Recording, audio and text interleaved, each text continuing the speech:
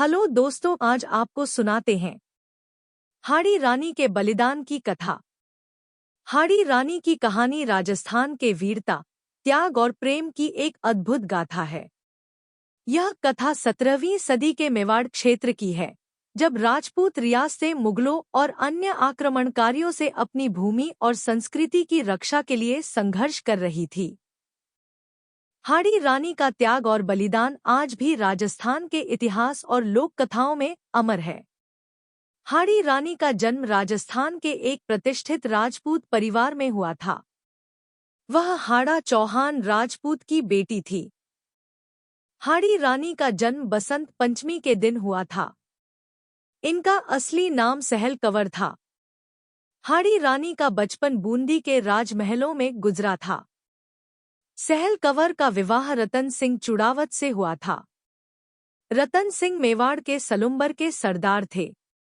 मेवाड़ के किशनगढ़ पर राणा राज सिंह का शासन था। सलूम्बर के राव रतन सिंह चुड़ावत मेवाड़ के राणा राज सिंह के सामंत थे। हाड़ी रानी अपनी अद्वितीय सुंदरता, साहस और बुद्धिमानी के लिए जानी जाती थी। राम रतन सिंह और सहल कंवर का विवाह न केवल व्यक्तिगत प्रेम का प्रतीक था, बल्कि राजनीतिक और सामाजिक दृष्टि से भी महत्वपूर्ण था। जब औरंगजेब ने किशनगढ़ पर आक्रमण करने की ठान ली, तब वे चाहते थे कि औरंगजेब किशनगढ़ तक पहुंच नहीं पाए।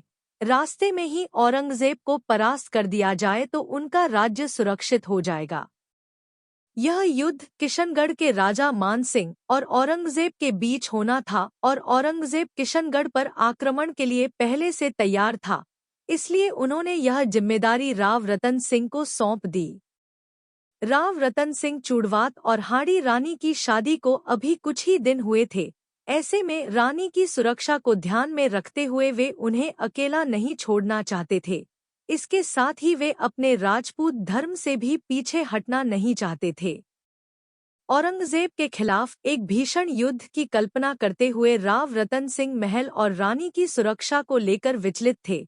इसी डर से युद्ध के लिए जाने से हिचक रहे थे। रानी ने राजा की जब ऐसी स्थिति देखी तो वह समझ गई कि राजा का असीम प्रेम और उनके प्रति मोह उनके कर्तव्य और राष्ट्रप्रेम बाधक बनने लगा है। उन्होंने राजा को समझाया कि वह अपने मोह को त्याग कर युद्ध में जाए, और एक क्षत्राणी की भांति उन्होंने अपने पति को युद्ध के लिए विदा किया। राव रतन सिंह युद्ध के लिए प्रस्थान तो कर गए, लेकिन उनका मन अभी भी अपनी पत्नी में था। वे पूरे रास्ते में अपनी धर्मपत्नी के बारे में ही सोचते रहे। अंत में उनसे रहा नहीं गया और आधे रास्ते से ही अपने विश्वसनीय सैनिक के द्वारा रानी हाड़ी के पास एक संदेश भिजवाया, जिसमें उन्होंने अपनी नवेली दुल्हन से एक निशानी मंगवाई ताकि वे उसे अपने पास रख सकें। हाड़ी रानी राजा का संदेश सुनकर सोच में पड़ गई। युद्धरत पति का मन यदि मेरी याद में ही रमा रहा, या उनके नेत्रों के सामने यदि मेरा ही मुखड़ा घूमता रहा, तो वह शत्रुओं से कैसे लड़ेंगे, विजयश्री का वरण कैसे करेंगे? उनके मन में एक विचार कौंधा। वह सैनिक से बोली, वीर, मैं तुम्हें अपनी अंतिम निशानी दे रही हूँ। इसे एक थाल में सजाकर सुंदर वस्त्र से ढककर अपने वीर सरदार के पास पहुंचा देना, किंतु इसे कोई और न देखे, केवल राव रतन सिंह ही उसे खोलकर देखें। साथ में मेरा यह पत्र भी दे देना। पलक झपकते ही रानी ने अपने कमर से तलवार निकाल एक झटके में अपने सिर को धड़ से अलग कर दिया। रानी का यह त्याग देखकर सिपाही के नेत्रों से अश्रुधारा बह निकली। सैनिक ने सम्मान सहित एक स्वर्ण थाल में हाड़ी रानी के कटे सिर को सजाया और सुहाग के चुनर से उसको ढक दिया, और भारी दुख के साथ युद्ध भूमि की ओर दौड़ पड़ा। सैनिक को इस तरह अपनी ओर आता देखकर सरदार स्तब्ध रह गए। उन्हें समझ में नहीं आया कि सैनिक के नेत्रों से अश्रुधारा क्यों बह रही है।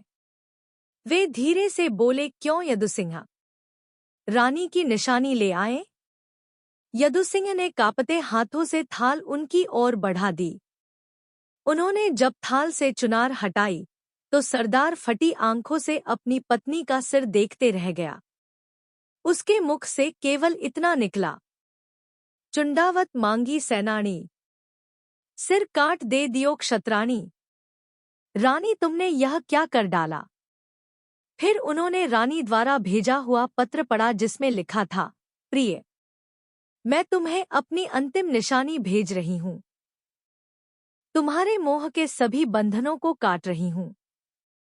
अब बेफिक्र होकर अपने कर्तव्य का पालन करो। मैं तो चली, अब स्वर्ग में तुम्हारी बाट जोहूंगी।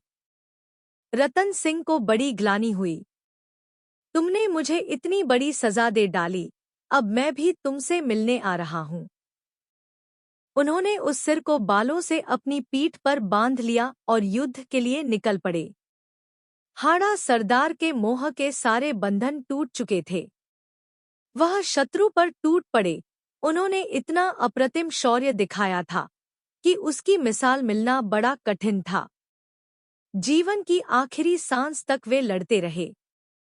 औरंगजेब की सेना को उन्होंने आगे नहीं बढ़े दिया जब तक मुगल बादशाह मैदान छोड़कर भाग नहीं गया था। जब विद्रोह समाप्त हो गया तब रतन सिंह के जीवित रहने की इच्छा भी समाप्त हो चुकी थी। उन्होंने अपनी ही तलवार से अपना सिर काटकर अपनी जीवन लीला समाप्त कर दी। हाड़ी रानी की कथा सिखाती है कि कैसे त्याग, प्रेम और कर्तव्य का पालन एक व्यक्ति को अमर बना सकता है। हाड़ी रानी का बलिदान आज भी राजपूत स्त्रियों की वीरता और साहस का प्रतीक है। हाड़ी रानी की वीरता की गाथा लोकगीतों, नृत्यों और कथाओं में जीवित है। राजस्थान में आज भी उनकी स्मृति में कई स्मारक और मंदिर बने हुए हैं, जिसके चलते इसी वीरांगना के नाम पर राजस्थान सरकार द्वारा राजस्थान पुलिस में एक महिला बटालियन का गठन किया गया। गठन के बाद इस महिला बटालियन का नामकरण इसी वीरांगना के नाम पर हाड़ी रानी महिला बटालियन रखा गया है। इस विजय का श्रेय आज भी राजस्थान के अंचलों में हाड़ी रानी को उनके अमर बलिदान की यशोगाथाओं में दिया जाता है। उनका बलिदान भारतीय इतिहास और संस्कृति में हमेशा अमर रहेगा। अगर आपको यह कहानी पसंद आए तो प्लीज वीडियो को लाइक कर चैनल को सब्सक्राइब करें। धन्यवाद।